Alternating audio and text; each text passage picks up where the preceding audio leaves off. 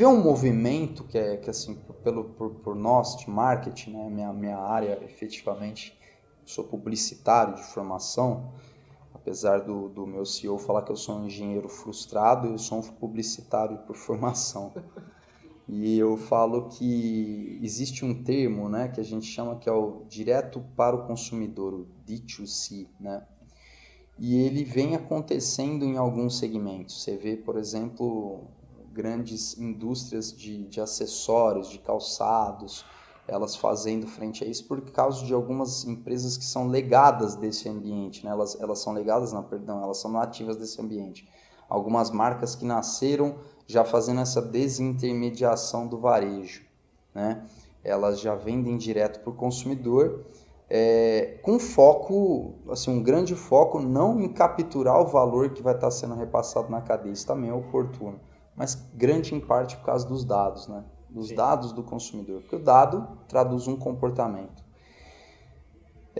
Isso me causa uma certa estranheza, assim, em alguns pontos. É um movimento que eu confesso que eu fico muito curioso para acompanhar, porque eu vejo assim de forma muito clara que a indústria ela tem uma cultura de produzir, o varejo tem uma cultura de comercializar e o serviço tem uma cultura de prestar o serviço. Eu não sei se tudo isso cabe em ordem cultural, se é o mesmo mindset, porque quando a gente fala de tecnologia, as maiores barreiras que a gente enfrenta são barreiras de ordem cultural.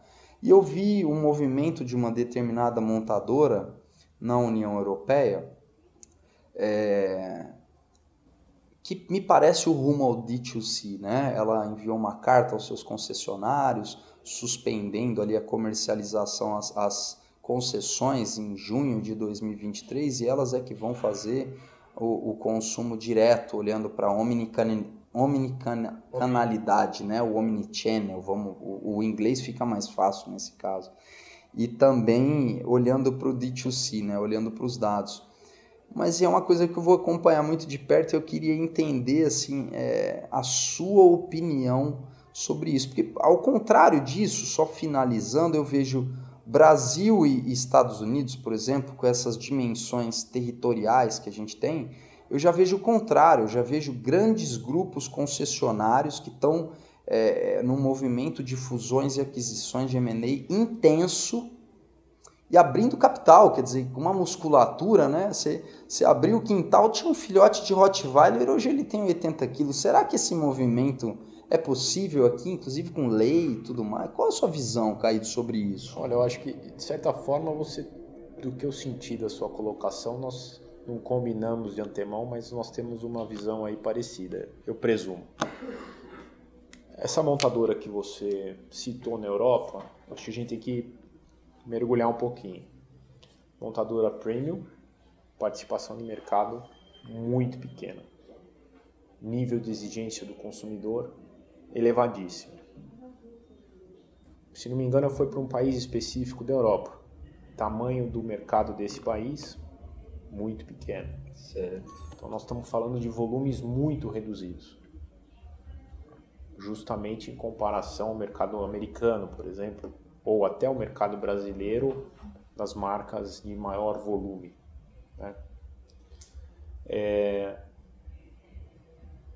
Eu vejo, de certa forma, algumas indústrias, como essa que você falou, algumas marcas, perseguindo um modelo Tesla, que é o D2C, né? Esse é o Apple dos automóveis, vamos assim dizer, fazer uma comparação bem...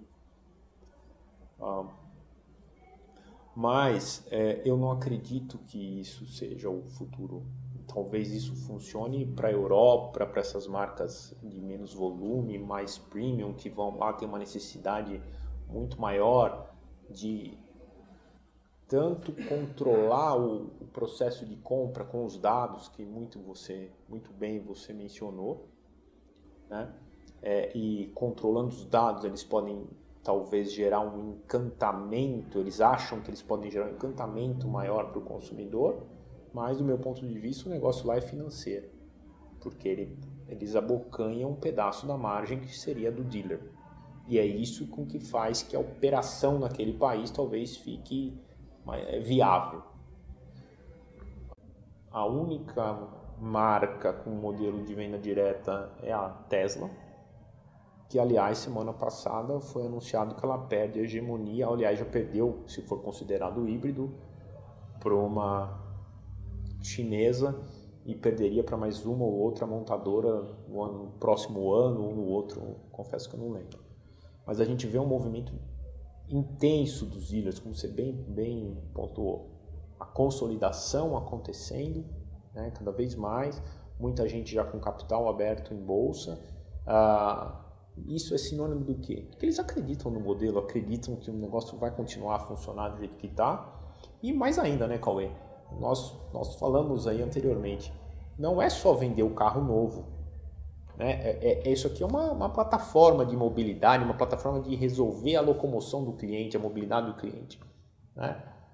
A montadora vai ter o expertise para comercializar um carro usado, ou para pegar um carro usado.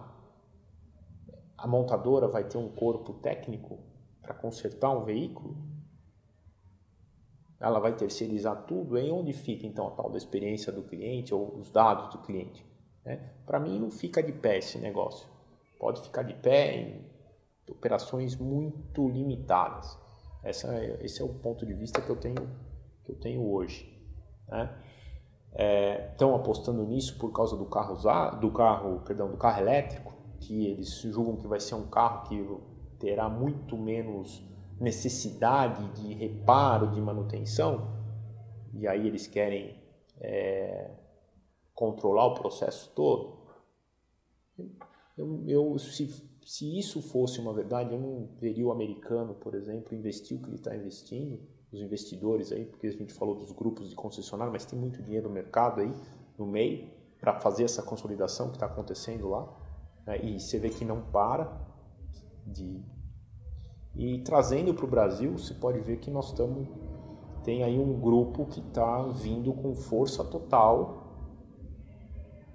também um movimento de consolidação, que também acredito que não faria sentido algum investir se ele achasse que o negócio nós viraríamos apenas agentes, ganhando uma pequena comissão para vender um carro. Eu não acho que isso vai acontecer, mas acho que realmente existe uma tentativa. Eu acho que ela vai ficar limitada aí aos segmentos mais premiums. Eu acho que, assim, pelo que eu gosto muito de história, eu fico vendo que tem uma frase muito legal que diz que a história ela não se repete, ela se rima, alguma coisa assim, né?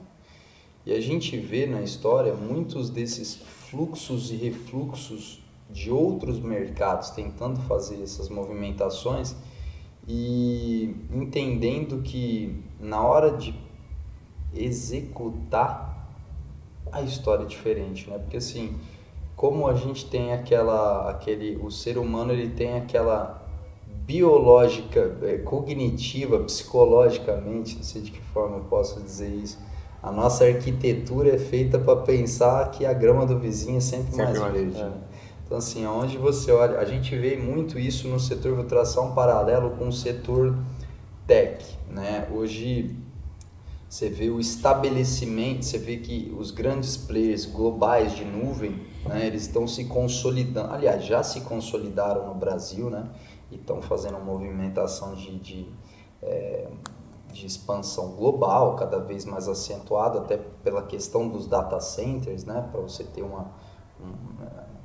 altos níveis de disponibilidade, enfim, questões de ordem técnica. Mas o que eu vejo? Eu vejo que a forma deles capilarizarem suas marcas, né, tá ficando bastante claro. Antes a gente batia na porta de alguém, né, a gente estava tratando uma determinada conta, o cara falava, poxa, peraí, por que eu compro de você e não daquele outro grande player global que inclusive eu sou fanboy desses caras? Eu falei, cara, porque lá é o seguinte, eu traçava até um paralelo com montadora, quando eu estava tratando, eu falei, olha, eles vão olhar da porta para dentro.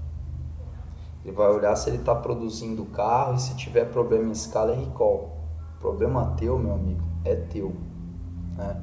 Então, assim, isso parece que agora até no nosso setor está ficando mais claro, que os provedores de serviços, eles se aliaram, né? Até nós, por exemplo, no nosso caso, nós fomos procurados por marcas globais para que nós fôssemos ali um agente de varejo / serviço que ajuda a capilarizar a marca e a prestar serviços cuja indústria não tem ou não quer ter corpo técnico. Até você pegar qualquer...